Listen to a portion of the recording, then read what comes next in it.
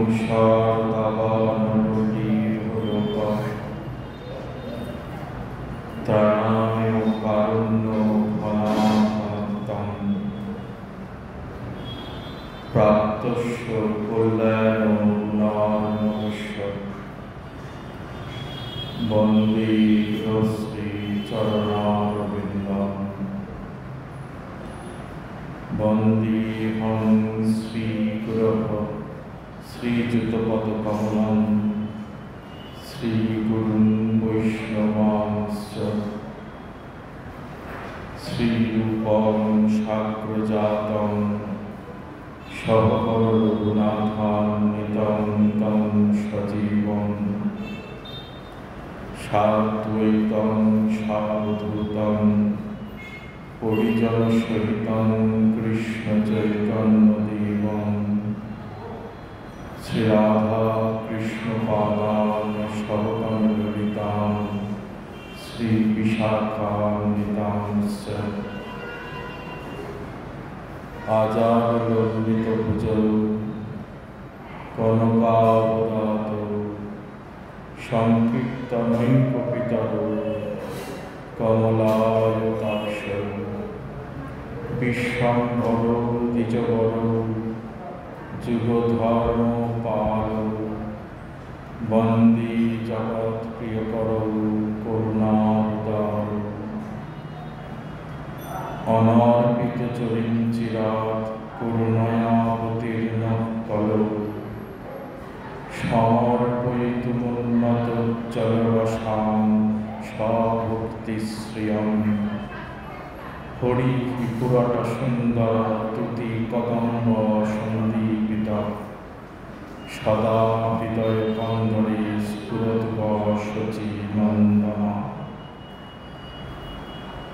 আনন্দ লীলাময় বিগ্রহায় হেমাভদিব্যচ্ছবি সুন্দরায় তস্मै মহাপ্রেমরসপ্রদায় চৈতন্য চন্দ্রায় নমো নমস্তে। ঔদার্যেন শুকাধেন দিবিশাদ বৃক্ষেন্দু চিন্তামণি বৃন্দাবন ব্রহ্মসুখঞ্চ সুন্দরতয়া কন্দর্প বৃন্দং প্রভুম বাৎসল্যেন সমাধিধীর নিচয়ং বিস্ফূর্তিরং নন্দিনং নিত্যানন্দমহং নমামি সততং প্রেমার্থী সমৃদ্ধিনং বর্হাবীরাভিরামং মৃগমদতিলকং কুণ্ডলাক্রান্তগণ্ডং কঞ্জাক্ষং কুঙ্কুকণ্ঠং স্মিতশুভগমুখং স্বাধরিণাস্তপীরুম শ্যামং শান্তং ত্রিভঙ্গং রবিকরবসনং ভূষিতং বৈজয়ন্ত্য়া বন্দে বৃন্দাবনস্থং যুবতী শতবৃতং ব্রহ্মগোপালবেশং নমো ব্রহ্মণ্যদেবায় গোব্রাহ্মণহিতায় চ জগদ্ধিতায় কৃষ্ণায় গোবিন্দায় নমো নমঃ।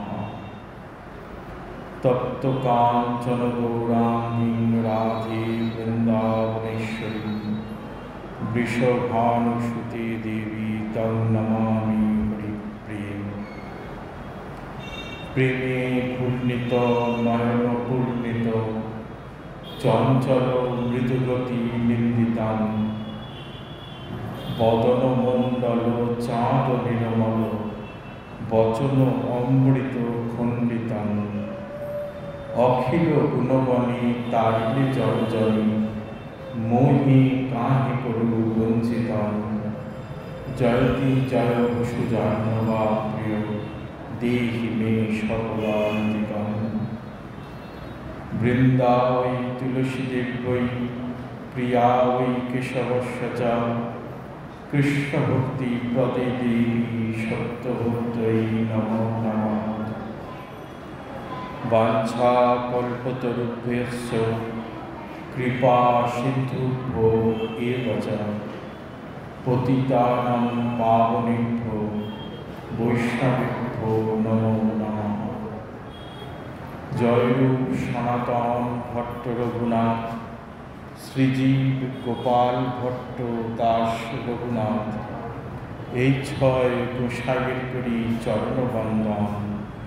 যাহা হইতে বিঘ্ননাশ অভীষ্ট গ্রহ, ইষ্টদেব বন্দমোর নিত্যানন্দ রায়, শ্রী গৌরাঙ্গ কীর্তন স্ফুরি যাহার কৃপায়। ইষ্ট গোষ্ঠী সহিতে মহাপ্রভুর জয় জয়, শুনিলে গৌরাঙ্গ কথা ভক্তি লভ্য হয়। সব শ্রোতা বৈষ্ণবের করি চরণে নমস্কার, সবার পদধূলি দেহ মস্তকে আমার। শ্রী গুরু প্রেমানন্দে নিতাই গৌর হরি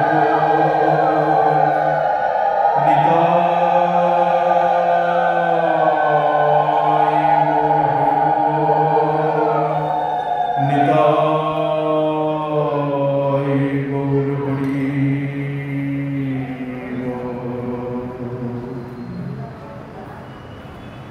মুখং করোতি বাচালং পঙ্গুং লঙ্ঘয়তে গিরিং, যৎকৃপাতমহং বন্দে পরমানন্দ মাধবং। পঙ্গুং লঙ্ঘয়তে শৈলং মুখমাবর্তয়ৎ শ্রুতিং, যৎকৃপাতমহং বন্দে কৃষ্ণ চৈতন্য কৃষ্ণ।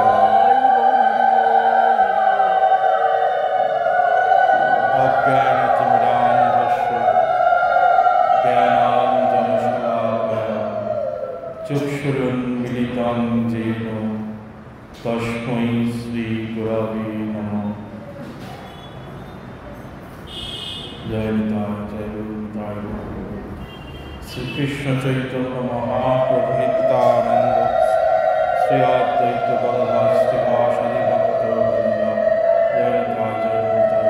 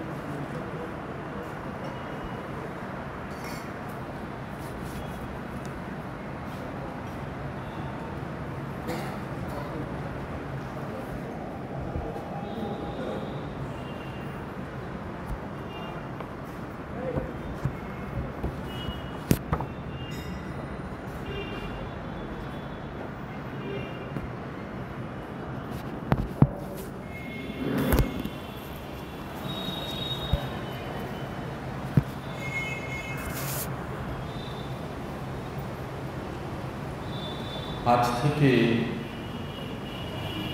এই ধর্মসভাতে প্রাণনাথ রাধানাথের ঝুলন যাত্রা শুরু হচ্ছে। অপূর্ব মনোমুগ্ধকর দর্শন।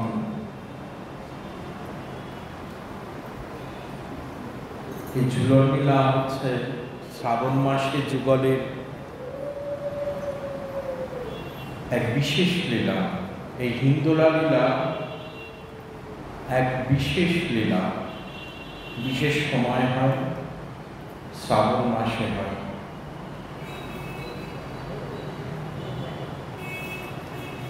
রাধারানীর যারা প্রিয় সখীগণ সহচরীগণ, তারা এই শ্রাবণ মাসে শ্যামসুন্দর রাধারানীকে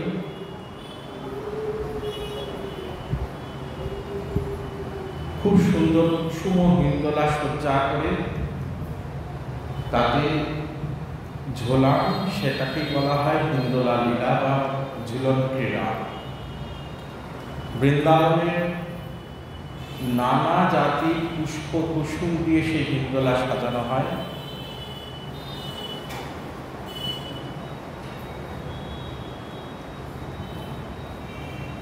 এবং বনদেবী বৃন্দাদেবী তিনি তার যতগুলো সম্ভার আছে, যত পত্র সম্ভার আছে, সেই সব কিছু দিয়ে প্রাণ রাধার আভরণ যাতে ঝোলেন সেই হিন্দুরা সজ্জা করেন।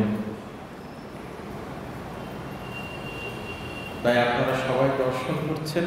আজ থেকে আগামী 5 দিন, মানে একাদশী, দ্বাদশী, ত্রয়োদশী, চতুর্দশী এবং পূর্ণিমা, এই 5 দিন ঝুলন যাত্রা সম্পন্ন হবে। আপনারা সবাই দর্শন করতে পারবেন। আর পূর্ণিমার দিনকে ঝুলনের সাথে সাথে রাস হয়, ঝুলনের রাস।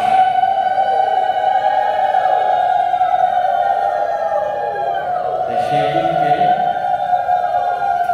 আমরা আজ থেকে ঝুলন ভাগবতী কথার পরে ঝুলন লীলার কীর্তন আস্বাদন করব। আর পূর্ণিমার দিনকে ঝুলন এবং তার সাথে যদি রাধারানীর কৃপা হয় কিছুটা রাসের কীর্তন আস্বাদন করার চেষ্টা করব। আর শুধু রাধারানী শ্যামসুন্দরের ঝুলন নয়, শুধু যে রাধারানীর ঝুলন হচ্ছে তা নয়, নিতাই গৌরেরও ঝুলন হয় একসাথে। এই একাদশী থেকে পূর্ণিমা পর্যন্ত সমস্ত মন্দিরেই হয়।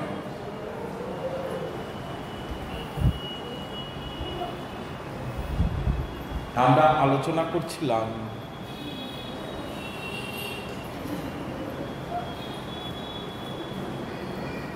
মহাপ্রভুর অন্তরঙ্গ প্রিয় পার্শ্বদ শ্রীল কৃষ্ণদাস কবিরাজ গোস্বামীপাদ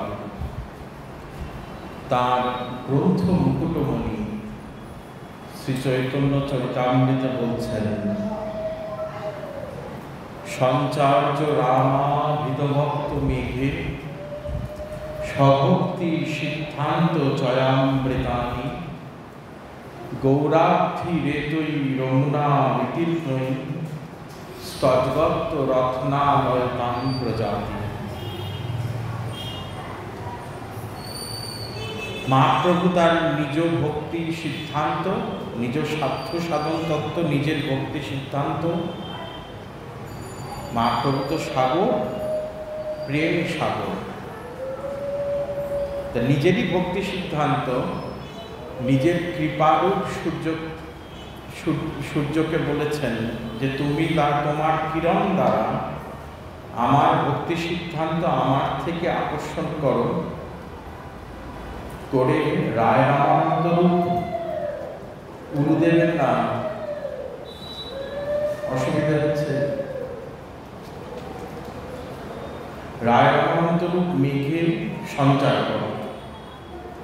রায় রামানন্দের মুখ হতে যখন সেই ভক্তি সিদ্ধান্ত বৃষ্টি কণা হয়ে যখন জীবের উপরে পড়বে, তখন সেই জলটা আর সমুদ্রের লোনা জলের মতন লোনা নয়, তখন জলটা মিষ্টি হয়ে যায়। তখন সব জীব তারা সেই ভক্তি সিদ্ধান্ত গ্রহণ করতে পারে। তাই মহাপ্রভু বলছেন, রায় রামানন্দ বলছেন, মহাপ্রভু তাঁর অন্তরে অনুভব করাচ্ছেন, হৃদয়ে সঞ্চার করাচ্ছেন। আমরা কতদিন পর্যন্ত আস্বাদন করেছি? প্রভু কহেন পর শ্লোক সাধ্যের নির্ণয়, রায় কহে স্বধর্মাচরণে বিষ্ণু ভক্তি হয়। স্বধর্মাচরণ বলতে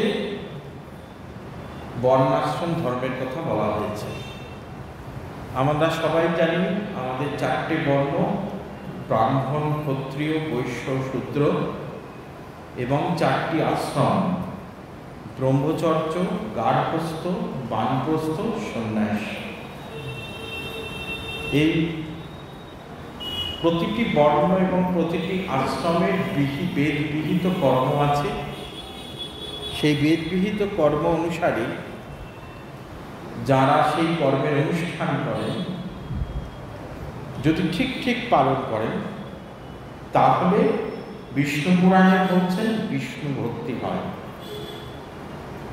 কি বলছেন? বর্ণাশ্রম আচারবতা পুরুষের পরোপমান বিষ্ণুরা রাধ্যতে পন্থা নান্যস্তস্তস কারণম।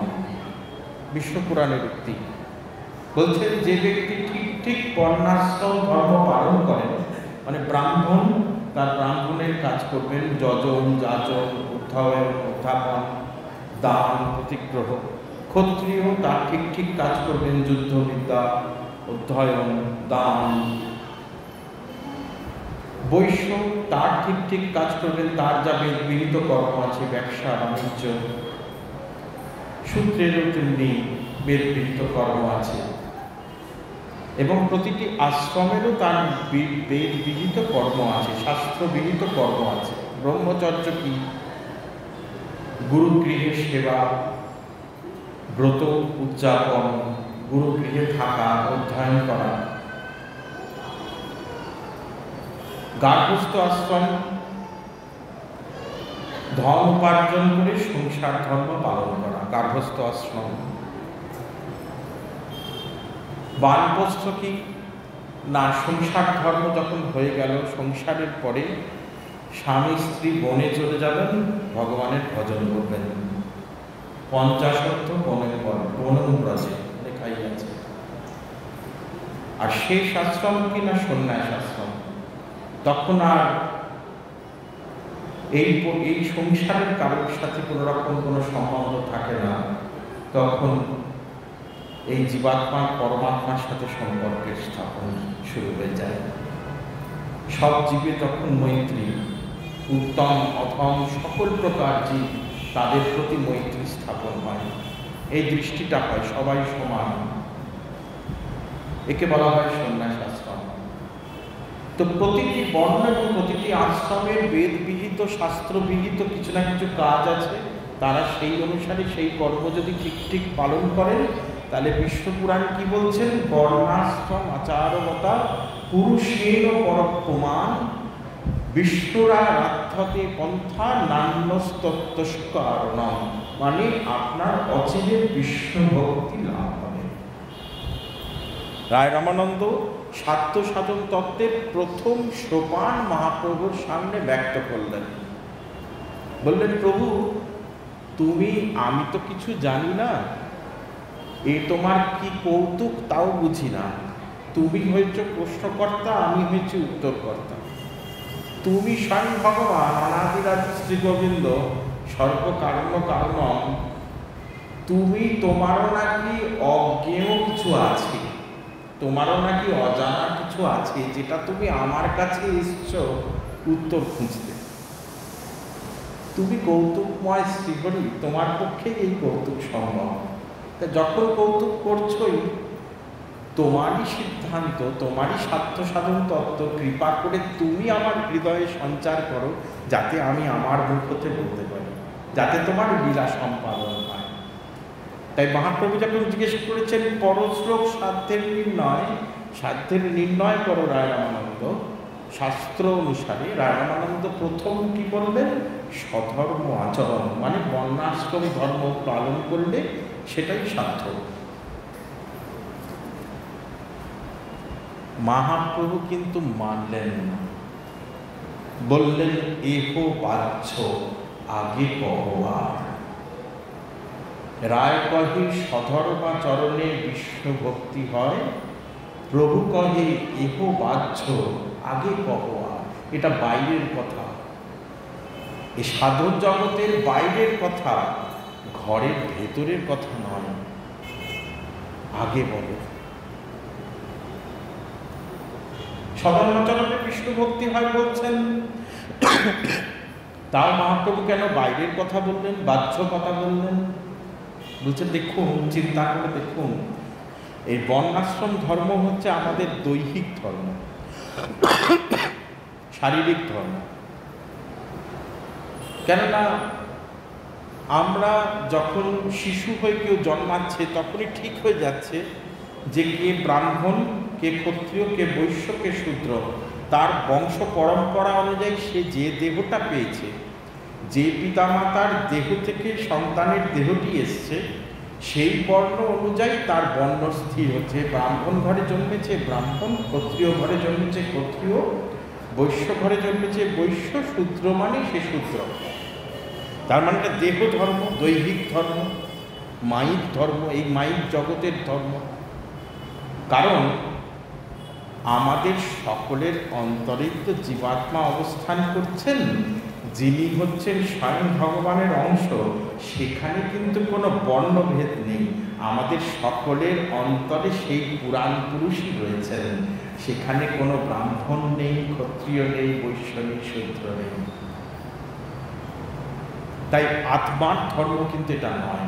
আপনি এটা কখনো শুনবেন না কেউ বলছে এটা ব্রাহ্মণ আত্মা, ওটা ক্ষত্রিয় আত্মা, ওটা বৈশ্য আত্মা, ওটা শূদ্র আত্মা। আত্মার কোনো ধর্ম হয় না, কেননা সবার অন্তরেই সেই শ্রী গোবিন্দের পাদপদ্ম বিরাজ করছে।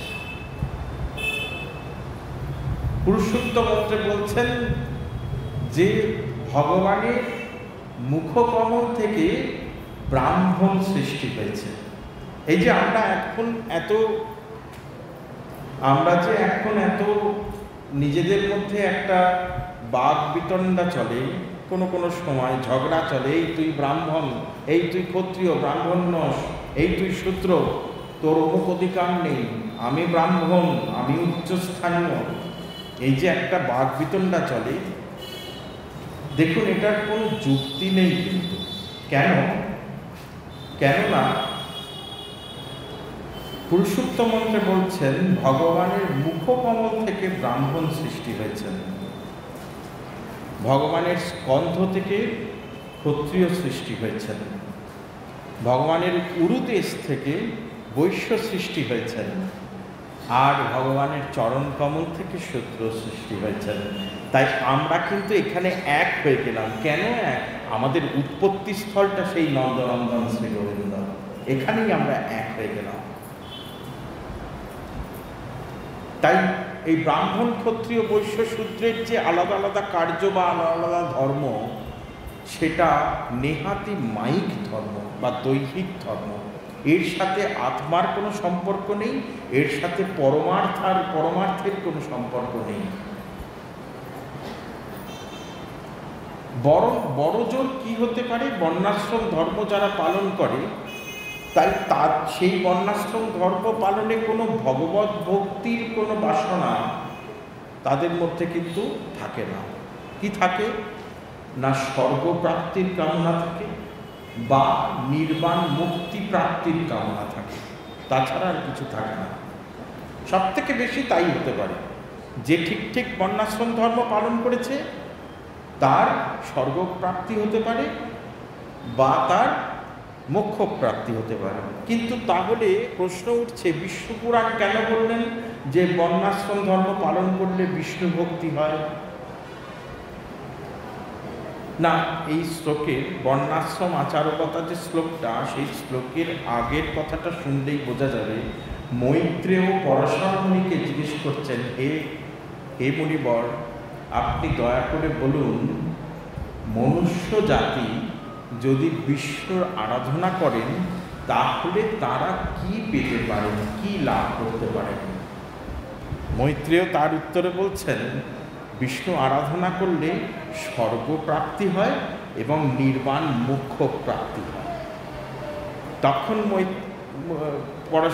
মৈত্রেয় আবার জিজ্ঞেস করছে, পরাশর মুনি উত্তর দিচ্ছেন, মৈত্রেয় জিজ্ঞেস করছেন যে এই স্বর্গপ্রাপ্তি এবং নির্বাণ মোক্ষ প্রাপ্তির জন্য কি সাধন করতে হবে?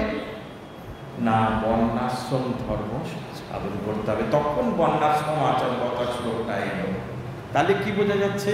বর্ণাশ্রম ধর্ম ঠিক পালন করলে যে বিষ্ণু ভক্তির কথা বলা হয়েছে সেটি আসলে প্রকট রূপে বিষ্ণু ভক্তি নয়, সেটা আসলে বলা হয়েছে স্বর্গপ্রাপ্তি বা নির্বাণ মোক্ষ প্রাপ্তি। এখন দেখুন, এই স্বর্গপ্রাপ্তি বা নির্বাণ মোক্ষ প্রাপ্তির জন্য আপনাকে কি করতে বলছে? না, বর্ণাশ্রম ধর্ম পালন করতে বলছে। নিজের যা ধর্ম, যে ধর্মে আপনি আছেন সেই ধর্ম পালন করুন। গীতাতে তো এও বলা আছে, স্বধর্মে নিধনং শ্রেয় পরধর্ম ভয়াবহ। নিজের ধর্ম পালন করতে গিয়ে আপনার যদি মরণ হয় তাও শ্রেয় পরধর্ম গ্রহণ করার থেকে। স্বধর্মে নিধনং শ্রেয় পরধর্ম ভয়াবহ। যাই হোক, তখন তা বলছেন যে এটা মানব ধর্ম, যেহেতু এটা দৈহিক ধর্ম, তাহলে বর্ণাশ্রম ধর্ম পালনের জন্য জীব কি পাচ্ছে না স্বর্গপ্রাপ্তি হচ্ছে আর নির্বাণ মোক্ষ প্রাপ্তি হচ্ছে। তো স্বর্গপ্রাপ্তিতে কি হয় না সেখানে নিজেরই সুখ বাসনা আছে, তাছাড়া আর কিছু নেই। আর নির্বাণ মোক্ষ প্রাপ্তিতে কি হয়, নিজের দুঃখ নিবৃত্তির বাসনা আছে। যেখানে কামনা বাসনা থাকে সেখানে ভগবৎ প্রেম থাকে না। নিজের প্রতি কামনা বাসনা, নিজের সুখ এবং নিজের দুঃখ নিবৃত্তির প্রতি যেখানে কামনা থাকে সেখানে ভগবৎ প্রেম উৎপন্ন হতে পারে না। তাই প্রভু বলেছেন ইহা বাহ্য আগে কহো। এখন বাহ্য কেন বললো, বাইরের কথা কেন বললো না? অন্তরের কথাটা কি তাকে বুঝতে হবে, তাহলে তো বাইরের কথা কেন সেটা বুঝতে পারবো। আসল কথাটা কি, আমাদের লক্ষ্য কি হওয়া উচিত, অভিষ্ট কি হওয়া উচিত না আমাদের জীবের স্বরূপানুবন্ধী যেটা কর্তব্য। জীবের স্বরূপ কি? জীবের স্বরূপ হয় কৃষ্ণের নিত্য দাস, তাই তো? জীবের স্বরূপ কি? নিত্য কৃষ্ণ দাস। তা আমার স্বরূপটা যদি নিত্য কৃষ্ণ দাসই হয় তাহলে আমার কর্তব্য কি? সেই প্রভুর সেবা করা, সেই শ্রীগোবিন্দের সেবা করা, সেটাই আমার কর্তব্য। তাই আমার স্বরূপগত ধর্মটা কি না আমার প্রভু শ্রীগোবিন্দের সেবা করা, সেটাই আমার অভীষ্ট বা কাম্য বস্তু, স্বরূপানুবন্ধী কর্তব্য। কিন্তু যেখানে সসুখ বাসনা আছে, যেখানে সদুঃখ নিবৃত্তির বাসনা রয়েছে, সেখানে কিন্তু নিজের এই স্বরূপানুবন্ধী যে কর্তব্যটা সেটা সাধন হয় না, তার থেকে অনেক দূরের বস্তু হয়ে যায়। আর কৃষ্ণ সেবা যেখানে হয়, যে আমার স্বরূপানুবন্ধী কর্তব্য যেটা আমার মূল লক্ষ্য, তার স্থানটা কোথায় না ব্রজলোকে বা গোলকে, তাই তো? কৃষ্ণ সেবা কোথায় হতে পারে? যুগলের সেবা কোথায় হতে পারে? ব্রজলোকে হতে পারে, ব্রজ বৃন্দাবনে হতে পারে, গোলক বৃন্দাবনে হতে পারে। আর স্বর্গটা কোথায়? স্বর্গপ্রাপ্তি যেটা আসছে বর্ণাশ্রম ধর্ম থেকে, এই স্বর্গটা কোথায় আছে? এটা মাইক জগতে রয়েছে। আমাদের তো 14টা ভুবন আমরা সকলে জানি। এই ভূলোক, ভুবনলোক, মহলোক, জনলোক, তপলোক, সত্যলোক, এরকমভাবে উপরে 7টা আছে, আবার নিচে 7টা আছে, তল, অতল, বিতল, সুতল, মহাতল, মহিতল, পাতাল, রসাতল, মহিতল, পাতাল, এরকম 7টা আছে। এই 7টা মিলিয়ে 14 ভুবন। আমরা তার মধ্যে এই ভূলোকের খবর একটু আধটু রাখি আর যে লোকটায় আমরা রয়েছি। এর ওপরের 6টাতে কি হচ্ছে জানি না, নিচের 7টাতে কি হচ্ছে তাও জানি না। তা স্বর্গটা কোথায়? এই ভূলোকের ওপরে ভূলোক, ভুবনলোক, স্বর্গলোক, তারপরে স্বর্গলোক আসে। তারপরে আরও আছে মহ, জন, তপ, সত্য। তা স্বর্গলোকটা তার মানে কোথায়? এই 14 ভুবনেরই অন্তর্গত, তার মানে আমাদের মাইক ব্রহ্মাণ্ডেরই অন্তর্গত। কেউ পুণ্য ফলে যদি স্বর্গ যায়, ভাববেন না যে সেই সারা জীবনের মতন অনন্তকালের জন্য সেই স্বর্গসুখ লাভ করতে পারবে, তা নয়। তার পুণ্যর পরিমাণ শেষ হয়ে যাবে, একদিন না একদিন শেষ হবে। যখন শেষ হবে তখন আবার স্বর্গ থেকে তার পতিত হবে এইগুলো। তাই স্বর্গ কিন্তু নিত্যলোক নয়, সেখানে যে নিত্য আপনি অবস্থান করছেন তা কিন্তু নয়। তাই স্বর্গের স্থানটা কোথায়? তার মানে এই যে বর্ণাশ্রম ধর্ম পালন করছি তার জন্য স্বর্গপ্রাপ্তি হচ্ছে, সেই স্বর্গপ্রাপ্তির স্থানটা কোথায় হলো তাহলে না স্বর্গলোক। স্বর্গলোকটা কোথায়? এই মাইক ব্রহ্মাণ্ডের মধ্যে, যেটা ব্রজ বৃন্দাবনের অনেক দূরের বস্তু, গোলক বৃন্দাবনের থেকে অনেক বাইরের বস্তু, তাই তো? গোলক বৃন্দাবন যে লোক, তার থেকে অনেক কোটি যোজন নিচে স্বর্গলোক, তাই বাইরের বস্তু। আরেকটা কি হলো, আরেকটা কি পাওয়া যায় বর্ণাশ্রম ধর্মে না নির্বাণ মোক্ষ প্রাপ্তি হয় বলা হয়েছে। সেইটার স্থান কোথায় না সিদ্ধাবস্থায় কেউ যদি নির্বাণ মোক্ষ পায় বা মুক্তি পায়, তিনি সিদ্ধ লোক অবধি যেতে পারেন, তার উপরে উঠতে পারেন না। তো সিদ্ধ লোকের স্থান কোথায়? না পরব্রহ্ম। পরব্রহ্মেরও নিচে, অনেক নিচে, সেটাও গোলক বৃন্দাবনের অনেক দূরের বস্তু, অনেক বাইরের বস্তু, ওই জগতের অন্তরের নয়। সেই জন্য বলা হয়েছে বাইরের কথা। তাই প্রভু বললেন, এহ বাহ্য আগে কব আর। রায় রামানন্দ তখন বললেন, আচ্ছা প্রভু, তাহলে যখন সধর্মাচরণ যখন আমার বলা হলো, তাহলে এর পরের স্তর হচ্ছে কৃষ্ণে কর্মার্পণ। মানে যা কর্ম করব, যা কাজ করব, তা শ্রীকৃষ্ণে অর্পণ করব। এতক্ষণ কি করছিলাম? না বর্ণাশ্রম ধর্ম, নিজের কর্ম, নিজের শাস্ত্র বিহিত কর্ম অনুসারে করছিলাম। তাতে তো স্বর্গপ্রাপ্তি হলো আর মোক্ষ প্রাপ্তি হলো, তার বেশি তো কিছু হলো না। তাহলে এবারে কি করি? না আমার যত কর্ম করব, একটা কাজ করি, সেগুলো সব আমি শ্রী গোবিন্দের চরণে অর্পণ করি।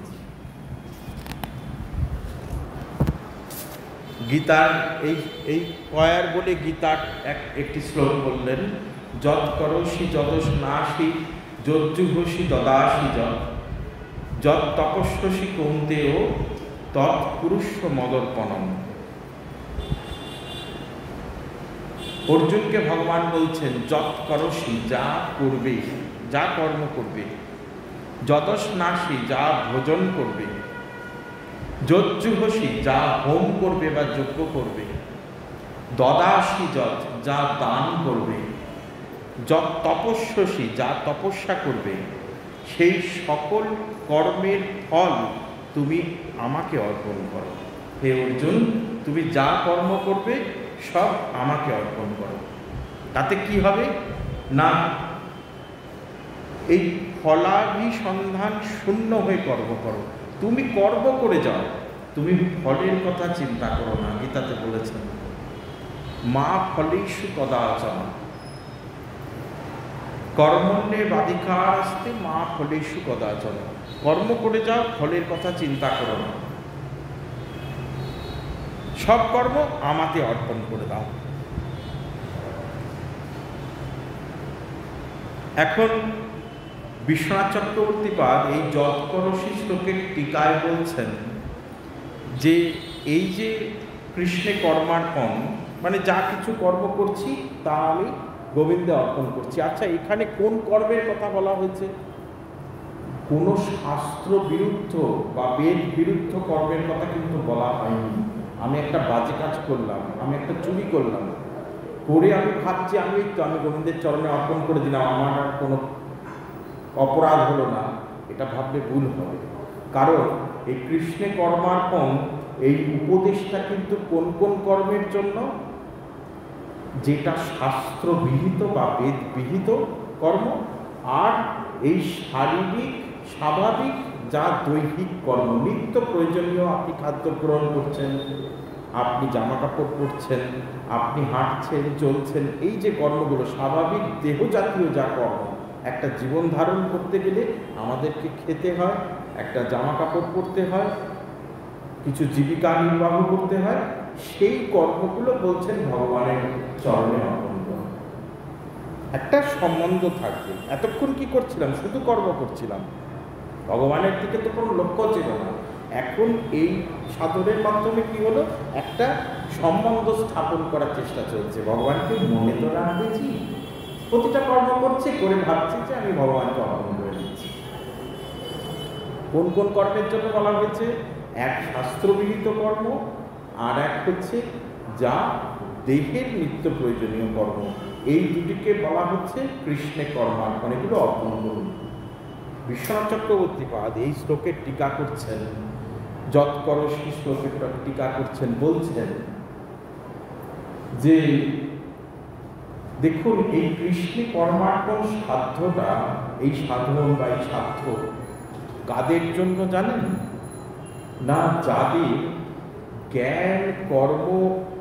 জ্ঞান এবং কর্মযোগে যারা আবৃত রয়েছেন, জ্ঞান এবং জ্ঞানযোগ এবং কর্মযোগের সাধন যারা করছেন, যাদের ভক্তিযোগের প্রতি অধিকার নেই, কারণ জ্ঞান মার্গ যারা, জ্ঞান মার্গের অবলম্বী যারা বা কর্মযোগের অবলম্বী যারা, তাদের ভক্তিযোগে অধিকার জন্মায় না, তো তাদের অধিকার নেই, তাদের জন্য এটা। আর কাদের জন্য এটা? কিন্তু তাদের মধ্যে আবার যারা নিকৃষ্ট সকাম কর্ম, যেটা মানে বর্ণাশ্রম ধর্ম, তাতেও যাদের অভিরুচি নেই, এই দুই প্রকার ব্যক্তির মাঝামাঝি যারা আছেন, তাদের জন্য কৃষ্ণে কর্মার্পণ, অন্য কারোর জন্য না। আর কি বলছেন? যে কৃষ্ণে কর্মার্পণ বলছেন, সাধারণ বা সাধ্য, এটা কিন্তু এই যে শাস্ত্রে যেটা লেখা আছে যে শুদ্ধ এই যে মানে এই যে কর্মার্পণ হচ্ছে, এটা কিন্তু ব্যবহারিক কর্মের অর্পণের কিন্তু ব্যবস্থা নেই। শুধু শাস্ত্রবিহিত বা বেদবিহিত কর্মের অর্পণের ব্যবস্থাই রয়েছে। ব্যবহারিক কর্ম, এই যে শ্লোকে বলা হলো, হে অর্জুন, তুমি যা করবে, যা ভোজন করবে, যা যজ্ঞ করবে, যা তপস্যা করবে, যা দান করবে, সব আমাকে অর্পণ করো। এই ব্যবহারিক কর্মগুলো অর্পণের ব্যবস্থা কিন্তু নেই শাস্ত্রে। তাহলে কোনটা আছে? না, যেগুলো বিহিত, বেদ বিহিত বা শাস্ত্রবিহিত সেইগুলো। এবং তারও একটা নিয়ম আছে, আগে আপনি ভগবানে অর্পণ করবেন সেই কর্ম, তারপরে সেটা সম্পাদন করবেন। আগে করে তারপরে সম্পাদন নয়। যেরকম প্রহ্লাদ মহারাজ হিরণ্যকশিপুকে বলছেন, প্রহ্লাদ তো হরিভক্ত, ভগবানের নিত্যসিদ্ধ ভক্ত। প্রহ্লাদের বাবার নাম হিরণ্যকশিপু, আর প্রহ্লাদের জ্যাঠার নাম হিরণ্যাক্ষ। আমরা সবাই জানি বৈকুণ্ঠের দুইজন দ্বারপাল ছিলেন, একজনের নাম জয়, একজনের নাম বিজয়। তারা দারোয়ান, বৈকুণ্ঠে নারায়ণ যেখানে বিলাস করতেন তার দারোয়ান ছিলেন। যখন সনকাদি মুনিগণ, মানে ব্রহ্মার 4 মানসপুত্র সনক, সনন্দ, সনত কুমার, এরা যখন ব্রহ্মার আদেশে নারায়ণকে দর্শন করতে যাচ্ছেন, ব্রহ্মা বলেছেন যাও গিয়ে নারায়ণ প্রভুকে দর্শন করে এসো। তারা বৈকুণ্ঠে এসছেন প্রভুকে দর্শন করতে। এখন সনক, সনন্দ, সনাতন, সনত কুমার, এই 4 জনে তাদের অবয়বটা কিরকম না, তারা কিন্তু জন্ম থেকে ব্রহ্মজ্ঞানী, উৎপত্তি স্থল থেকে তারা ব্রহ্মজ্ঞানী, সব থেকে প্রাচীন পুরুষ। তাদের থেকে প্রাচীন কেউ নেই, তাদের থেকে জ্ঞানী কেউ নেই। এবং তাদের এই ব্রহ্মজ্ঞানী যারা, তাদের তো বাইরের কোনো অপেক্ষা থাকে না, তাই তাদের শরীরে কিন্তু কোনো বস্ত্র নেই, বাচ্চা ছেলের মতন দেখতে, বাচ্চা 4 জন ছেলে, কিন্তু তারা ব্রহ্মাণ্ডের সব থেকে বড় জ্ঞানী এবং পণ্ডিত ব্যক্তি। তাদের থেকে বড় জ্ঞানী আর কেউ নেই। সনকাদি মুনিগণ তারা আসছেন, তাদের পরনে কোনো কাপড় নেই, বাচ্চা ছেলের মতন তাদের অবয়ব, বৈকুণ্ঠে আসছেন প্রভুকে দর্শন করতে। যখন আসছেন তখন দূর থেকে জয় বিজয় দেখতে পেয়েছে, দ্বারপাল দেখতে পেয়ে বৈকুণ্ঠের দ্বারটা রুদ্ধ করে দাঁড়িয়েছে, বলেছে তোমাদের প্রবেশ নেই বৈকুণ্ঠের মধ্যে।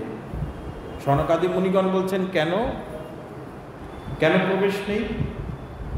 না, ভেতরে প্রভু বিশ্রামে রয়েছেন, এই অবস্থায় তোমাদেরকে আমরা প্রবেশ করতে দিতে পারবো না।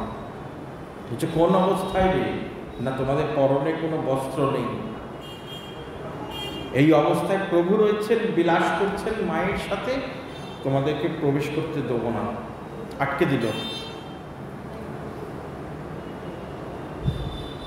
সনকাদি মুনিগণ ক্রুদ্ধ হয়ে গেলেন, বলছেন যে তোরা বৈকুণ্ঠের দ্বারপাল হওয়ার যোগ্য নস। এটা কি মাইক জগৎ? এটা কি ভুলো যেখানে বিচার আছে যে কে জামা কাপড় পরেছে, কে জামা কাপড় পরেনি, কে ঢুকতে পারবে, কে ঢুকতে পারবে না, এটা কি মাইক জগৎ? এটা বৈকুণ্ঠ। এখানে তোদের এখনো সেই দেহ দৃষ্টিটা কি করে রয়েছে? এখনো দেহ দৈহিক পদার্থে তোদের দৃষ্টিটা যায়নি, তাই তোরা বৈকুণ্ঠে থাকার আর যোগ্য নস। এক্ষুনি অভিশাপ দিচ্ছি, যা মর্তে অসুর হয়ে জন্মগ্রহণ কর, মর্তে অসুর হয়ে যা, এই বৈকুণ্ঠে দ্বারপাল হওয়ার যোগ্যতা তোদের নেই। অভিশাপ দিলেন। প্রভু ছুটে এসছেন ভেতর থেকে, অন্তর থেকে, বৈকুণ্ঠের অন্তঃপুর থেকে স্বয়ং নারায়ণ চলে এসছেন। এসে বলছেন, হে মুনিবর, কি হয়েছে, কি হয়েছে, কি হয়েছে? আর কি হয়েছে? যা হওয়ার তো হয়েই গেছে। বৈকুণ্ঠের দ্বারপাল যখন জয় বিজয়, দুজনে তখন প্রভুর চরণে পড়েছেন, প্রভু আপনি রক্ষা করুন। মুনিবর আমাদেরকে অভিশাপ দিয়েছেন, আমরা তো অসুর হয়ে যাব, আমরা তো আপনার নিজজন, আপনি রক্ষা করুন। কৃষ্ণ রুষ্ট হলে গুরু রাখিবারে পারে, গুরু রুষ্ট হলে কৃষ্ণ রাখি নারে পারে। কৃষ্ণ যদি রুষ্ট হয়ে যায়, শ্রী গুরুদেব রক্ষা করে দেন, কিন্তু গুরুদেব যদি রুষ্ট হয়ে যান, স্বয়ং ভগবানও তাকে রক্ষা করেন না। সনকাদি মুনিগণ কে? তারা জগতের গুরু স্বরূপ, জগতের সব শাস্ত্র ব্যাখ্যাতা, তারা পণ্ডিত, সব থেকে জ্ঞানী, তারা জগতের গুরু স্বরূপ। জয় বিজয় তাদের চরণে অপরাধ করে ফেলেছে, স্বয়ং নারায়ণ এসেও তাদেরকে বাঁচাতে পারলেন না। বলেন, ওহে জয় বিজয়, তোমরা যাদের চরণে অপরাধ করেছ, তারাই একমাত্র পারেন তোমাদেরকে রক্ষা করতে, আমার ক্ষমতা নেই।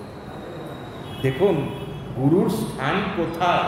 গুরু ব্রহ্মা, গুরু বিষ্ণু, গুরুদেব মহেশ্বর, গুরু সাক্ষাৎ পরম ব্রহ্ম। কেন বলছেন?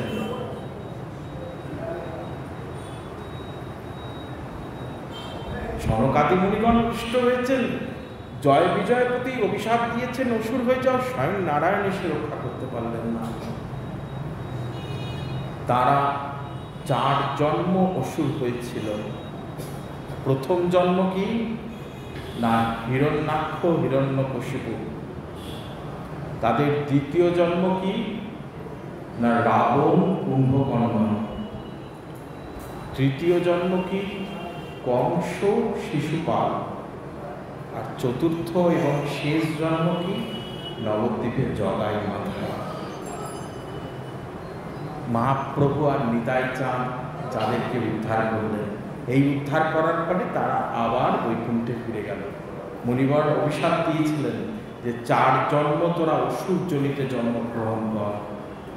তো সেই হিরণ্যাক্ষ, হিরণ্যকশিপু, হিরণ্যাক্ষকে বরাহ অবতারে প্রভু বধ করেছেন, আর হিরণ্যকশিপু তার ভাই, তিনি সমগ্র ব্রহ্মাণ্ডের অধিপতি হয়ে গেছিলেন তার তপস্যার ফলে।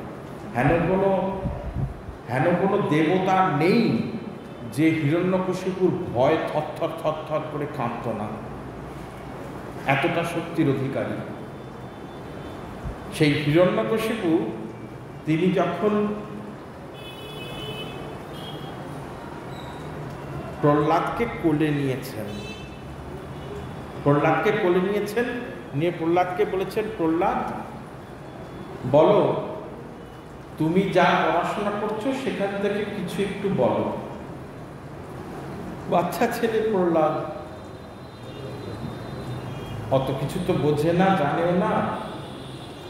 বলেছেন, শ্রবণং কীর্তনং বিষ্ণু শরণং পাদ সেবনং অর্চনং বন্দনং দাসং সখ্য আত্মনিবেদনং ইতি পুংসার পিতা ভক্তিশ্চেন নবলক্ষণা, নববিধা ভক্তি। প্রহ্লাদ বলেছেন, হিরণ্যকশিপু জিজ্ঞেস করেছেন, তুমি এই যে বিষ্ণু ভক্তি করো, তা তোমার এই বিষ্ণু ভক্তির কথা কোন শাস্ত্রে লেখা আছে? কোন শাস্ত্রে বিষ্ণু ভক্তির কথা লেখা আছে?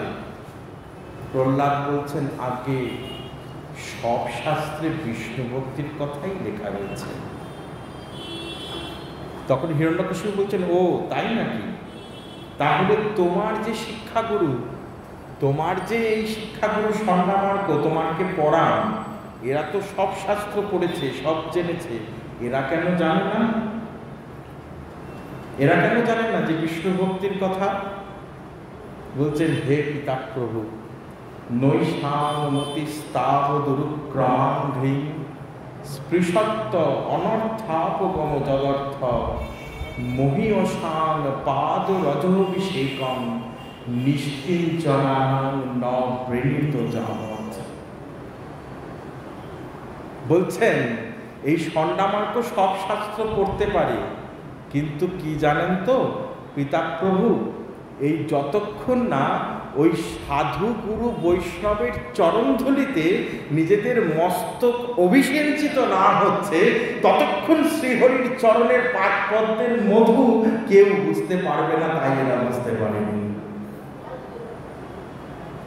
এরা শাস্ত্র পড়েছে, কিন্তু তার অনুভব এদের অন্তরে হয়নি। কেন? কারণ এরা সাধু কৃপা পায়নি, এরা সাধু মহতের চরণধূলি মাথায় গায়ে মাখিনি। নৈষামতি স্তাবদুরুক্রমাঘ্রি স্পৃশত্ব অনর্থাপগম যদর্থ মহীয়সান পাদ রজভিষেকম নিষ্কিঞ্চনান ন প্রণীত যাবৎ। নিষ্কিঞ্চন কাকে বলে না? সাধু তাকে নিষ্কিঞ্চন বলে। নিষ্কিঞ্চন মানে এই নয় যে যার কিছু নেই সে নিষ্কিঞ্চন। যে দরিদ্র ব্যক্তি, গরিব ব্যক্তি, যার কিছু নেই সে নিষ্কিঞ্চন বলা যাবে না। কেন?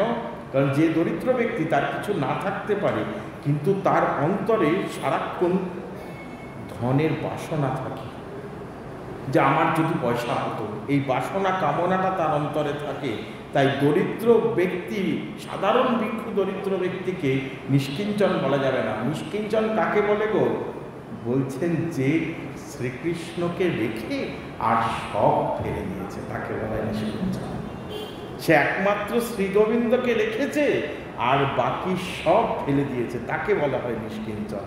তা সেই নিষ্কিঞ্চন সাধু যিনি আছেন, তার চরণধূলি যতক্ষণ না আপনি গায়ে মাথায় মাখছেন, ততক্ষণ হরিভক্তি আপনার অন্তরে উদয় হবে না। এই কথা শুনে হিরণ্যকশিপু ক্রুদ্ধ হয়ে গেছেন।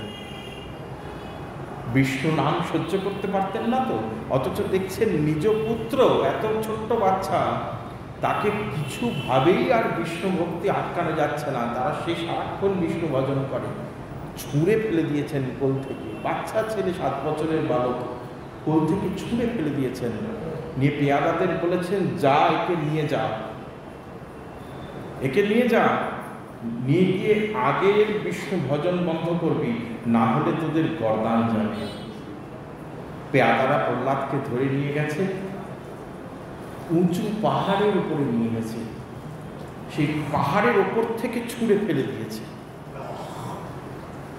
একটা উচ্চ পাহাড়ের উপর থেকে যদি একটা বাচ্চা ছেলেকে কেউ ফেলে দেয়, নিচে পড়লে তার হাড় ঘোর ভেঙে মাথা ফেটে চৌচির হয়ে যাওয়ার কথা। কিন্তু আসলে কি হলো না, প্রহ্লাদ যখন পাহাড় থেকে পড়ছেন, তার দেহটা শুকনো তুলোর মতন হালকা হয়ে গেল, একটি পাখির পালকের মতন হয়ে গেল, একটি তুলোর মতন হয়ে গেল। একটা তুলোকে যদি পাহাড়ের উপর থেকে ফেলে দেন, বা একটা পাখির পালক, হালকা পালক যদি পড়ে, তার কি কোনো আঘাত লাগে? প্রহ্লাদের গায়ে কোনো রকম কোনো আঘাত লাগলো না। পেয়াদারা নিয়ে গিয়ে গরম কড়াইতে তেল ফুটছে টকবক টকবক করে, সেই তেলের উপরে ফেলে দিয়েছেন প্রহ্লাদকে। প্রহ্লাদ যেই কড়াইয়ের মধ্যে পড়েছেন, গরম ফুটন্ত তেলটা ঠান্ডা জল হয়ে গেল। বিষধর সাপের মুখে ফেলে দিয়েছে, তাও প্রহ্লাদের কিছু হয়নি। কোনো কিছুতেই প্রহ্লাদের কিছুই হয়নি। হিরণ্যকশিপু ডেকে বলছেন, প্রচন্ড রেগে গেছেন, রেগে গিয়ে বলছেন, আজ তোর বিষ্ণুকে মারবই মারব।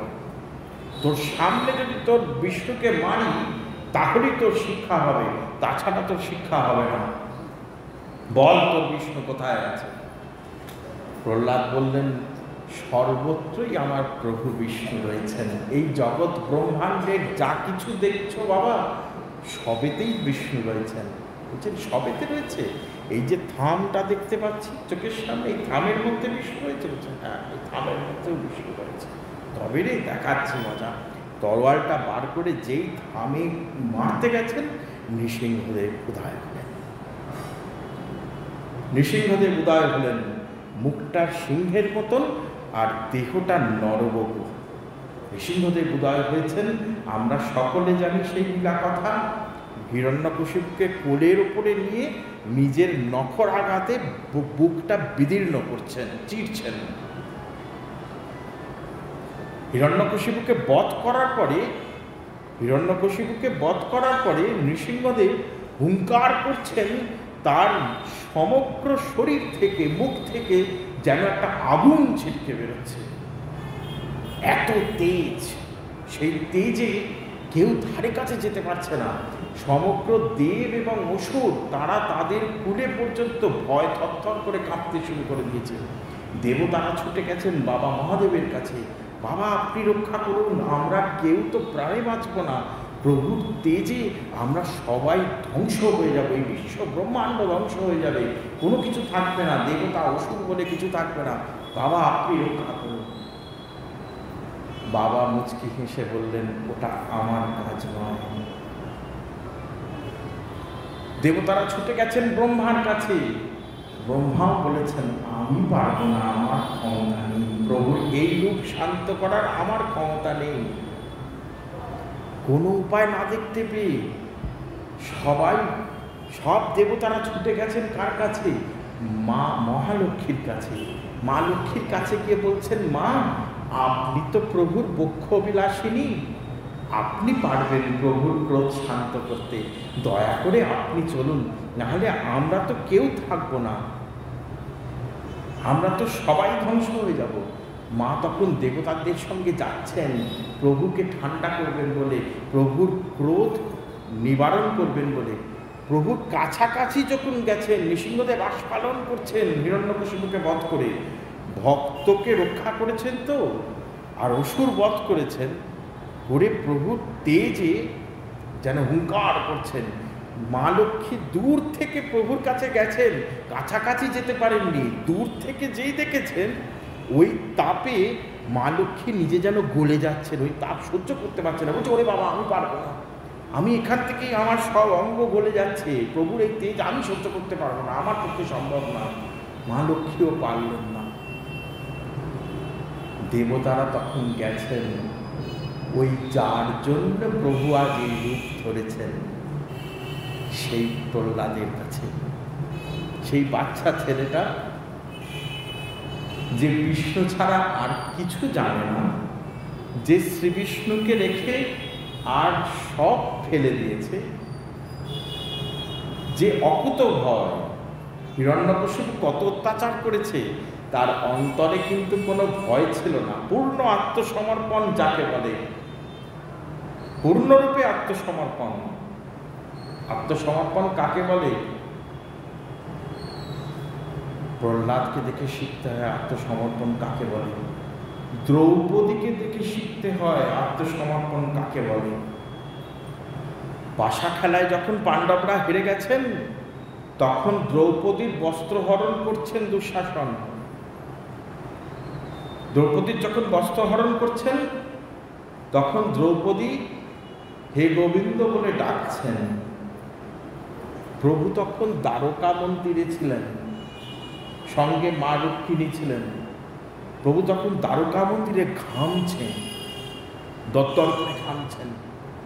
মা রুক্মিণী জিজ্ঞেস করছেন, প্রভু তুমি ঘামছো কেন, কি হয়েছে? বলছে, হস্তিনাপুরে আজ ভারতীয় নারীর সম্মানহানি হচ্ছে। হস্তিনাপুরে আজ একটা সব থেকে বড় অধর্ম ঘটে যাচ্ছে, আমি কিছুই করতে পারছি না। বলছে, মা রুক্মিণী বলছেন, কেন? দ্রৌপদী না তোমার সখী, তুমি কেন তোমার সখীকে রক্ষা করতে পারছো না? বলছে, পারছি না, তার কারণ পূর্ণ আত্মসমর্পণ না হলে আমি যাই না। দ্রৌপদী কি করেছে, এক হাতে বস্ত্রটা ধরেছে, আরেক হাতে গোবিন্দ গোবিন্দ বলে ডাকছে, তখনও দুহাতটা ছাড়েনি। তাই প্রভু তরতর করে ঘামছেন, নিজের নিরুপায় হয়ে গেছেন, নিজের বিহিত যে নীতি, নিজের যে প্রেম ভক্তি যা রীতি, যে আত্মসমর্পণের যে নিয়ম, সেটা লঙ্ঘন করতে পারছেন না, আবার নিজের সখী দ্রৌপদীকে রক্ষা করতে পারছেন না। তাই প্রভু তরতর করে দ্বারকায় বসে, মন্দিরে বসে ঘামছেন। দ্রৌপদী যখন দেখলো আর কোনো উপায় নেই, যখন এক হাতেও বস্ত্র আর ধরে রাখা যাচ্ছে না, পারে কখনো দুঃশাসনের মতন ওই রকম বলবান কৌরব, তার হাতে সে যখন বস্ত্র টানছে, কখনো পারে? একটা সময় এলো দ্রৌপদীর যখন আর কোনো কিছু উপায় না দেখে, হা গোবিন্দ রক্ষা করো বলে দুহাত জড়ো করে, হে গোবিন্দ রক্ষা করো বলে বস্ত্র ছেড়ে দিলেন। যে মুহূর্তে দুটো হাত ছেড়ে দিয়ে পূর্ণ আত্মসমর্পণ করলেন, গোবিন্দ তখন বস্ত্রের যোগান দিলেন। দুঃশাসন বস্ত্র টানতে টানতে পাহাড় হয়ে গেল, তাও বিবস্ত্র করতে পারলেন না দ্রৌপদী। একে বলে পূর্ণ আত্মসমর্পণ। পূর্ণ আত্মসমর্পণ না করলে ভগবানের কৃপা হয় না। প্রহ্লাদকে দেখে শিখতে হয়। তা প্রহ্লাদের কাছে দেবতাগণ এসছেন, এসে বলছেন যে প্রহ্লাদ, তোমার জন্যই তো প্রভু এই রূপ ধরেছেন, আজকে আমাদের সকলের প্রাণ সংশয়, আমরা কেউ বাঁচব না, তুমি দয়া করে চলো প্রভুর কাছে, তুমি পারবে, তুমি ঠান্ডা করতে পারবে প্রভুকে, তুমি শান্ত করো। প্রহ্লাদ বলছেন, আমি ছোট্ট বালক, আপনারা সকলে মিলে যখন পারলেন না, মা লক্ষ্মী যখন এলেন তাতেও যখন প্রভু শান্ত হলেন না, আমি কি পারবো? হ্যাঁ হ্যাঁ, খুব পারবে, তুমি যাও, তুমি ছাড়া উপায় নেই প্রহ্লাদ, তুমি যাও, আমরা কেউ কাছেই যেতে পারছি না, তুমি যাও, গিয়ে প্রভুকে শান্ত করো, নাহলে বিপদ হয়ে যাবে, প্রলয় হয়ে যাবে।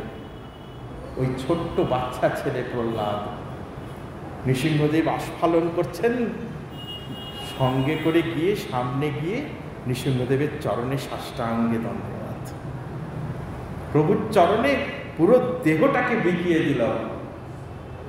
নৃসিংহদেবের দৃষ্টিটা ঊর্ধ্ব ছিল, প্রভু আস্ফালন করছেন, হুঙ্কার করছেন, গর্জন করছেন, দৃষ্টিটা ঊর্ধ্ব ছিল। যেই দেখলো নিচে চরণটা কেউ ছুঁয়েছে, অমনি ঊর্ধ্ব দৃষ্টিটা নিচে এসছে। নিচে এসে দেখছেন বাচ্চা প্রহ্লাদ শুয়ে রয়েছেন।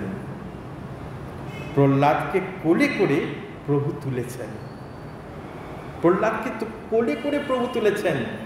তুলে কি করছেন না, নৃসিংহদেব সিংহ আবেশে এসছেন, তো প্রহ্লাদের গাটা চাটছেন, জিভ দিয়ে চাটছেন, প্রহ্লাদের সমগ্র গা চেটে পরিষ্কার করছেন। সিংহ আবেশে, সিংহে যেরকম তার বাচ্চা সিংহের গা চেটে পরিষ্কার করে, তেমনি নৃসিংহদেব কি করছেন, প্রহ্লাদের গাটা চাটছেন। আর তখন প্রহ্লাদের পাটা নৃসিংহদেবের মাথায় এসে লাগছে। এরকম ভাবে কোলে তুলেছেন, তো চাটছেন, পাটা মাথায় এসে লাগছে।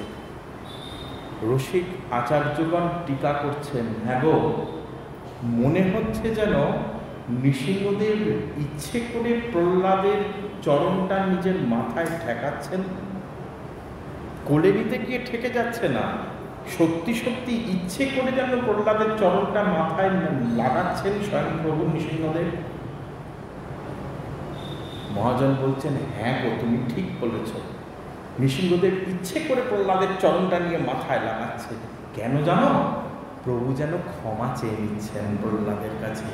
বলছেন, প্রহ্লাদ, তোমার বাবা তোমাকে কত কষ্ট দিয়েছে, তোমাকে পাহাড়ের উপর থেকে ফেলে দিয়েছে, বিষধর সাপের মুখে ফেলে দিয়েছে, গরম তেলের মধ্যে ফেলে দিয়েছে, আমার অনেক আগেই আসা উচিত ছিল, আমি তো আসতে পারিনি, তাই আমাকে ক্ষমা করে দাও। ভগবান হয়ে ভক্তের চরণ ধুলি মাথায় নিচ্ছেন। এত করুণাময় ভগবান, সেই ভগবানের কাছে তাকে ভক্তি কিভাবে করতে হয়? প্রহ্লাদ হিরণ্যকশিপুকে বলেছেন, শ্রবণং কীর্তনং বিষ্ণু স্মরণং পাদ সেবনং অর্চনং বন্দনং দাস্য সখ্য আত্ম নিবেদনম। এখন আমি যে প্রসঙ্গে এই শ্লোকটা তুললাম তার উদ্দেশ্য হচ্ছে, আমরা ছিলাম কোথায়? না কৃষ্ণে কর্মার্পণ। বলছেন কি, যা কর্ম করবে শ্রী গোবিন্দে অর্পণ করবে। এখন মহাজন বলছেন যে কৃষ্ণে কর্মার্পণ যে কর্মগুলো করবে সেটা কিন্তু কর্ম আগে করে কৃষ্ণে অর্পণ, এই ব্যবস্থা শাস্ত্রে নেই। তাহলে শাস্ত্রে কি ব্যবস্থা আছে? না, আগে অর্পণ করবে ভগবানে সেই কর্ম, তারপরে সেই কর্ম সাধন করবে। এই শ্রবণ কীর্তন স্মরণ বন্দন সখ্য আত্মনিবেদনম, এই যতগুলো নববিধা ভক্তি আছে এগুলো আগে ভগবানকে অর্পণ করা হয়, তারপরে সেই কর্মের অনুষ্ঠান করা হয়, তবে বলা হয় কৃষ্ণে কর্মার্পণ। যেমন ধরুন, এই আমরা একটু পরে ঝুলনের কীর্তন করতে বসব। আমরা কীর্তন করতে বসে প্রথমেই কি প্রার্থনা করব জানেন? ওই রাধা মাধবের চরণে প্রার্থনা করব যে কৃপা করে তোমার গুণকথা তুমি বলিয়ে নিও। এটা প্রথমে প্রার্থনা করব, প্রথমেই অর্পণ করে দেব। আমাদের যারা যারা নিজ নিজ শ্রী গুরুদেব আছেন, যে গুরু পরম্পরা আছেন, তাদের চরণে নিবেদন করব, তোমাদের কীর্তন তোমরাই করো, তোমাদের কীর্তন তোমরাই করিয়ে নিও। একে বলে আনুগত্য বা আত্মসমর্পণ, একে বলে কৃষ্ণে কর্মার্পণ। আগে কর্ম করে নিলাম, আমি আগে কিছু একটা ভালো মন্দ খেয়ে নিলাম, খেয়ে নিয়ে তারপরে বলছি এই খাওয়ার যে ফলটা সেটা আমি গোবিন্দ চরণে অর্পণ করছি, সেটা কি কৃষ্ণে কর্মার্পণ নয়। আগে অর্পণ করবে, তারপরে সেই কর্মের অনুষ্ঠান করবেন। তাই মহাপ্রভু বললেন, এহ বাহ্য আগে কহ। কৃষ্ণ কর্মার্পণকেও প্রভু কি বললেন? ইহ বাহ্য আগে কহ। কেন বললেন? আমি তো যা কর্ম করছি তার কৃষ্ণে সমর্পণ করছি, এতে তো কোনো ভুল কিছু নেই। এটা নিশ্চয়ই কোনো না কোনো দিন এটা ভক্তির পর্যায়ে যেতে পারে বা জ্ঞান মার্গে যেতে পারে। তাহলে কেন প্রভু বললেন ইহ বাহ্য?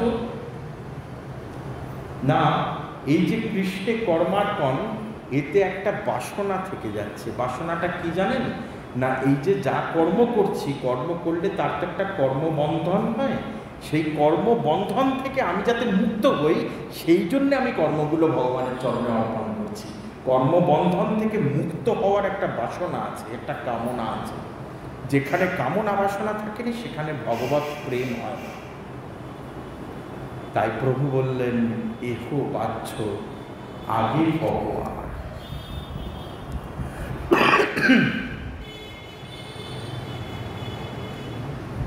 রায় কহে কৃষ্ণে কর্মার্পণ সাধ্য সার, প্রভু কহে এহ বাহ্য আগে কহ।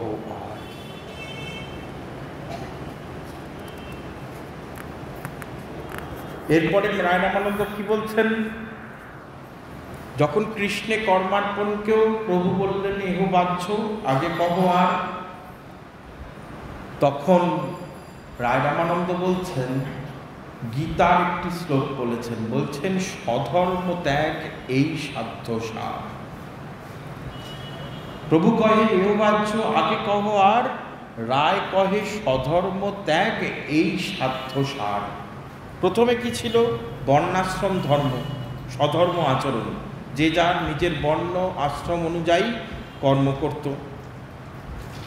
তাতে কি হলো না, বর্ণাশ্রম ধর্মতে স্বর্গপ্রাপ্তি হতে পারে বা মোক্ষ প্রাপ্তি হতে পারে, ভগবৎ প্রাপ্তির কোনো সম্ভাবনা নেই। তাই প্রভু বললেন এহ বাহ্য। তারপরে রায় রামানন্দ কি বললেন? না, কৃষ্ণে কর্মার্পণ সাধ্য সার। যা কর্ম করছি তা সকলই শ্রীগোবিন্দের চরণে অর্পণ করছি, নিতাই চাঁদের চরণে অর্পণ করছি, গৌরহরির চরণে অর্পণ করছি। প্রভু বললেন এহ বাহ্য আগে কহ আর। কেন? কারণ কৃষ্ণে কর্মার্পণে একটা বাসনা থেকে যাচ্ছে। কি বাসনা? না ওই কর্ম করার ফলে যে কর্মবন্ধন হতে পারে সেই কর্মবন্ধন থেকে মুক্ত হওয়ার বাসনা। তার জন্য আমি ফলাভিসন্ধান শূন্য হয়ে সব কর্ম আমি কৃষ্ণের চরণে অর্পণ করছি। যেখানে বাসনা সেখানে প্রেম ভক্তি নেই, ভগবত প্রাপ্তি নেই, তাই এহ ভাজ্য আগে কহ আর। তাই এখন রায় রামানন্দ কি বলছেন, যে স্বধর্ম ত্যাগ এই সাধ্যসার, মানে আমার যত বর্ণাশ্রম ধর্ম আছে, যা কর্ম আছে, সব কিছু আমি ত্যাগ করছি বলে গীতার চরম শ্লোক, যেটা আমরা সকলে জানি, সেই শ্লোকটি বললেন, সর্বধর্মান পরিত্যাজ্য মামেকং শরণং ব্রজ অহং ত্বাং সর্বপাপেভ্যো মোক্ষয়িষ্যামি মা শুচঃ। গীতার চরম শ্লোকটি বললেন। কি বললেন? স্বধর্ম ত্যাগ, অর্থাৎ সর্বধর্মান পরিত্যাজ্য। শ্রীগোবিন্দ কি বললেন অর্জুনকে, যে হে অর্জুন, তুমি সব ধর্ম পরিত্যাগ করে তুমি আমার চরণ গ্রহণ করো। যত বর্ণাশ্রম ধর্মের কথা বলা হয়েছে, সব ধর্ম পরিত্যাগ করে তুমি আমার চরণ গ্রহণ করো, চরণ আশ্রয় করো, এবং তাতে তোমার যদি কোনো পাপ হয়, অপরাধ হয়, চিন্তা করো না, আমি তা গ্রহণ করব এবং আমি তা থেকে তোমাকে মুক্ত করব। তাই তো? একে বলে স্বধর্ম ত্যাগ, মানে শরণাগতি, পূর্ণ শরণাগতি বা আত্মসমর্পণ। এটা গীতার অন্যতম শ্রেষ্ঠ শ্লোক বলা হয়, যে এর থেকে বড় কথা আর কি হতে পারে। আমি সব কিছু ছেড়ে দিয়ে ভগবানের চরণে নিজেকে অর্পণ করে দিলাম, তিনি যা করাবেন তাই করব। একে বলছে শরণাগতি। এখন দেখুন শরণাগতি কাকে বলে। হরিভক্তি বিলাসে বলছেন শরণাগতির লক্ষণ 6 প্রকার লক্ষণ আছে। আনুকূল্যস্য গ্রহণম, প্রাতিকূল্য বিবর্জনম, রক্ষিষ্যতীতি বিশ্বাস, গোপ্তৃত্বে বর্ণন তথা আত্মনিক্ষেপ কার্পণ্যে সরবিধা শরণাগতি। 6 রকম শরণাগতির কথা বলা হলো। কি বলছেন না, আনুকূল্যস্য গ্রহণম, ভগবানের প্রীতির অনুকূল যা বস্তু তা আমি গ্রহণ করব, আনুকূল্যস্য গ্রহণম। প্রাতিকূল্যস্য বিবর্জনম, ভগবানের প্রীতির প্রতিকূল যা যা কিছু তা আমি বর্জন করব না। আর কি? রক্ষিষ্যতীতি বিশ্বাস, তিনি আমাকে নিশ্চয়ই রক্ষা করবেন, এই বিশ্বাসটা মনের মধ্যে আনব। অতি বড় বিপদেও আমি কখনো বিচলিত হব না। অতি বড় আমার দুর্দৈব দিনেও আমার যেন এই বিশ্বাস থাকে, নিতাই চাঁদ আমার আছেন, ঠিক রক্ষা করবেন। আমার আর কেউ না থাকুক, নিতাই আছে, নিতাই চাঁদ আমায় ঠিক রক্ষা করবেন। এই বিশ্বাসটা মনের ভেতরে দৃঢ় করা। আর কি বলছেন না, তাকে রক্ষাকর্তা রূপে বরণ করা। প্রথমটা হচ্ছে রক্ষাকর্তা রূপে বিশ্বাস করা, যে কোনো পরিস্থিতিতে নিতাই চাঁদ আছেন, মহাপ্রভু আছেন, আমাকে রক্ষা করবেন, এটা বিশ্বাসটা মনের মধ্যে আনা। আর তারপরে লক্ষণ কি বলছেন, এই যে রক্ষাকর্তা রূপে বিশ্বাসটা যখন হয়ে গেল, তখন সেই রূপে তাকে বরণ করা, তাকে বরণ করে নেওয়া। আর কি বলছেন না, আত্মনিক্ষেপ, নিজেকে সম্পূর্ণভাবে বিলিয়ে দেওয়া, মানে পশুবৎ আর কি। যেরকম পশু যেরকম তার মালিকের অধীন হয়, যা বলে তাই করে, যে পোষা কুকুর হয়, পোষা কুকুরের হয়, আমি হব বৈষ্ণবের চরণের পোষা কুকুর, বল কথা আছে না? তা কিরকম হবে না, কুকুর যেরকম মালিক যা বলে তাই করে, ঠিক সেই রকম পশুবৎ আমার নিজের কোনো বুদ্ধি থাকবে না, আমার নিজের কোনো বিবেচনা থাকবে না, যা কিছু যা প্রভু করবেন তাই হবে, যা করাবেন তাই হবে, আমার কিছুই নেই, এই বিশ্বাসটা মনে আনা। এগুলোকে বলছে শরণাগতির লক্ষণ।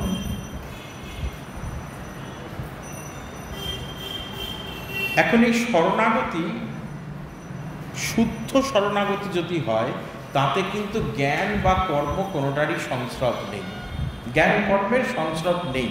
এবং এই শরণাগতি যদি ঠিকভাবে পালন করা হয়, এই শরণাগতি শুদ্ধাভক্তিতে উত্তরণের কিন্তু সম্ভাবনা থাকে। শুদ্ধাভক্তি পর্যন্ত যেতে পারে শরণাগতি।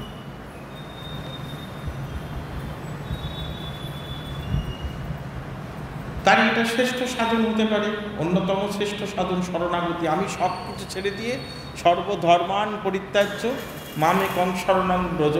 অর্জুন কি করেছেন? কুরুক্ষেত্রে যখন গেছেন, যুদ্ধ শুরু হবে, 18 দিনের কুরুক্ষেত্র যুদ্ধ, গোবিন্দকে বলেছেন, হে গোবিন্দ, তুমি রথটাকে দুই পক্ষের সৈন্যগণের মাঝখানে নিয়ে চলো। আমি একটু আমার শত্রুপক্ষে কারা রয়েছেন তাদেরকে পরিষ্কার করে যাতে দেখতে পাই, মাঝখানে নিয়ে চলো। গোবিন্দ রথটাকে মাঝখানে নিয়ে গেছেন। অর্জুন এদিক থেকে দেখছেন এক এক করে কারা কারা দাঁড়িয়ে রয়েছেন। দেখছেন দ্রোণাচার্য দাঁড়িয়ে রয়েছেন, তার শিক্ষাগুরু। একদিন দ্রোণাচার্য বিদ্যা পরীক্ষিতে কাষ্ঠের পক্ষী রাখেন বৃক্ষেতে, তাই তো আমরা জানি। অস্ত্র শিক্ষা হয়েছিল, নিজের শ্রী গুরুদেব দাঁড়িয়ে রয়েছেন, দ্রোণাচার্য দাঁড়িয়ে রয়েছেন, ভীষ্ম নিজের পিতামহ ভীষ্ম দাঁড়িয়ে রয়েছেন। দেখছেন দুর্যোধন দাঁড়িয়ে রয়েছেন, দুঃশাসন দাঁড়িয়ে রয়েছেন। গোবিন্দকে বলছেন, হে কৃষ্ণ, আমি কাদের বিরুদ্ধে যুদ্ধ করব বলতে পারো? কেউ আমার ভাই, কেউ আমার দাদা, কেউ আমার পিতামহ, কেউ আমার গুরুদেব, এদের সাথে আমি যুদ্ধ করব? এদের বিরুদ্ধে আমার হাতে বাণটা উঠবে তো? তার উত্তরে গোবিন্দ তখন বলেছেন, সর্বধর্মান পরিত্যাজ্য মামেকং শরণং ব্রজ। হে অর্জুন, তোমার সকল ধর্ম তুমি পরিত্যাগ করে, তোমার আত্মীয় ধর্ম, কুল ধর্ম, মান ধর্ম, শীল ধর্ম, প্রত্যেকের কাছে সব যত রকমের এ জাগতিক ও জাগতিক ধর্ম আছে সব পরিত্যাগ করে তুমি আমার শরণ গ্রহণ করো। আমি যা বলছি তাই করো, ভয় পেও না। এই যে সব কর্ম এই ত্যাগ করার ফলে, সব ধর্ম ত্যাগ করার ফলে তোমার যদি কোনো পাপ হয় সেটা আমি বুঝে নেব, আমি গ্রহণ করব, তা থেকে আমি তোমায় মুক্তি দেব। অহং ত্বাং সর্বপাপে মোক্ষয়িষ্যামি মা শুচ। তাই জীব কি করছেন? অর্জুনের উদ্দেশ্যে প্রভু বলছেন, কিন্তু কথাটা তো বলছেন আমাদের সকলের উদ্দেশ্যে, যে শরণাগতি, সবাই মিলে শরণাগতি করো, পূর্ণ আত্মসমর্পণ করো। তা জীব যদি পূর্ণ আত্মসমর্পণ করে ফেলে, যদি সত্যি সত্যিই যদি পশুবৎ আমার প্রভু যা করবেন তাই হবে, আমি তোমার খেলার পুতুল, তুমি যেমন নাচাও তেমনি নাচি, শুধু তোমার সুখের লাগে, তাই তো? হে প্রভু, আমার কোনো কিছু নেই, আমি তোমার খেলার পুতুল, তুমি যেমন নাচাবে তেমনি নাচব, যাতে তোমার সুখ হয়। এই ভাব যদি জীবের মধ্যে আসে, তার থেকে বড় সাধনা কি হতে পারে? তাই বলছেন শাস্ত্রে, শরণাগতি যদি ঠিক ঠিক পালন করা হয়, এটা শুদ্ধাভক্তি পর্যন্ত যেতে পারে। তাহলে উৎকৃষ্ট সাধন। তাও প্রভু বললেন, এহ বাহ্য আগে কহ আর। রায় কহে স্বধর্ম ত্যাগ এই সাধ্য সার। প্রভু কহে, রায় কহে স্বধর্ম ত্যাগ এই সাধ্য সার। প্রভু কহে এহ বাহ্য আগে কহ আর। শরণাগতিকে, এই স্বধর্ম ত্যাগকেও প্রভু কেন বাহ্য বললেন? না, শ্লোকটা যদি ভালো করে লক্ষ্য করেন বুঝতে পারবেন, সর্বধর্মান পরিত্যাজ্য মামেকং শরণং ব্রজ। সব ধর্ম পরিত্যাগ করে গোবিন্দের শরণ গ্রহণ করছি, কিন্তু পরের পংক্তিতে বলা হচ্ছে, অহং তাং সর্বপাপেভ্য মোক্ষয়িষ্যামি মা শুচ। যদি তুমি এটা করো, তাহলে আমি তোমাকে তোমার সব পাপ অপরাধ হতে মুক্ত করবো। একটা বাসনা থেকে গেল, একটা আকাঙ্ক্ষা থেকে গেল, যে আমি কেন ভগবানের শরণাগতি করব, কেন ভগবানের চরণ শরণ আশ্রয় গ্রহণ করব? না, তিনি আমাকে সব পাপ হতে মুক্ত করবেন। এই কামনা ঢুকে গেল, এই বাসনা ঢুকে গেল। যেই কামনা বাসনা ঢুকে গেল, আত্মেন্দ্রিয় প্রীতিবাঞ্ছা তারে বলি কাম, কৃষ্ণেন্দ্রীয় প্রীতি ইচ্ছা ধরে প্রেম নাম, সেটা প্রেম হলো না। তাই প্রভু বললেন, এহ বাহ্য আগে কহ আর। স্বধর্ম আচরণ তাকে প্রভু বাহ্য বলেছেন, কৃষ্ণে কর্মার্পণ বাহ্য বলেছেন, স্বধর্ম ত্যাগ তাকেও প্রভু বাহ্য বললেন। এর পরে আসবে জ্ঞান নিষ্ঠা ভক্তি, তারপরে আসবে জ্ঞান শূন্যা ভক্তি, তারপরে আসবে প্রেম ভক্তি, তারপরে একে একে দাস্য সখ্য বাৎসল্য মধুর, এবং তারপরে সর্বশেষে রাধা প্রেম। এই হচ্ছে সাধ্য সাধন তত্ত্ব। আমরা কতদূর আস্বাদন করতে পারবো এবারে জানি না। নিতাই চাঁদের করুণায় যতটা চেষ্টা করব পারবো। আজকে এরপরে আবার ঝুলনের কীর্তন আছে, আমরা এর অধিক ভাগবতী কথা আজকে আর আস্বাদন করতে পারলাম না। আজকে স্বধর্ম ত্যাগ অবধি হয়ে রইল, মানে শরণাগতি অবধি। আগামীকাল আমরা জ্ঞান নিষ্ঠা ভক্তি থেকে যতটা পারবো আস্বাদন করব নিতাই চাঁদের করুণা। এরপরে ঝুলনের কীর্তন হবে। আপনারা যারা যারা ইচ্ছুক ভক্ত তারা আস্বাদন করতে পারেন। জয় নিতাই, জয় গৌর নিতাই গৌর। গুরুদাস পাঠে কীর্তন করুন।